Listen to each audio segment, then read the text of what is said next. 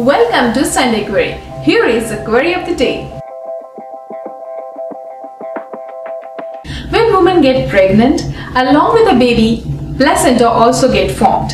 Placenta is a circular organ which provides nutrient and oxygen to your baby as well as remove waste from baby. Umbilical cord is attached to baby as well as placenta. It's also known as the lifeline of the baby. Once the baby is born, doctor will clamp and cut the umbilical cord, which is also known as the umbilical stump. So you need to take a good care of the umbilical stump till it falls off.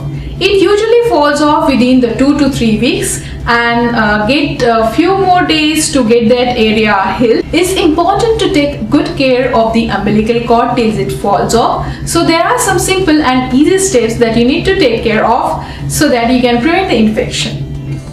Number 1, it is necessary to keep the umbilical cord dry and clean, and more air should reach out so that it will get dry on its own and fall off on its own. So that is the reason doctor do suggest to give the sponge bath to your baby till the time the umbilical cord fall off and that area get healed. So say no to tub bath and do only sponge bath, and make sure that you towel dry your baby properly. Number 2, when you wear diaper to your baby, make sure that you fold the front part so that the umbilical cord can reach out to more air, or else you can also use the special cutout diapers, which is also known as the notch cutout diapers. So pay attention to the cord area, keep it clean and dry.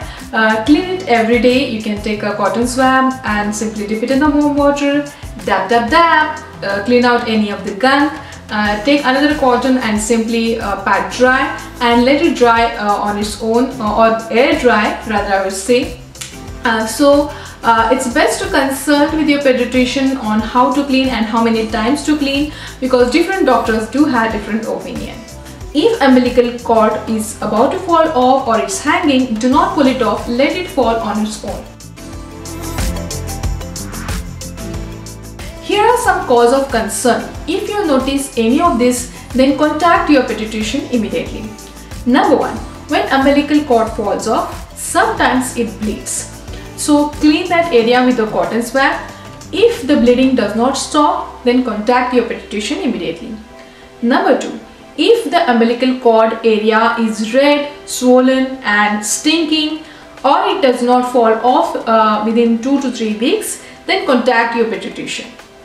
Number 3, if your baby is getting fuzzy, irritated when you touch that area, or she is suffering from fever, then contact your pediatrician. If baby is suffering from the fever or a loss of appetite, then she might be suffering from infection. Then contact your pediatrician immediately. Please do not apply any kind of oil, powder, cream, lotion to the umbilical cord area.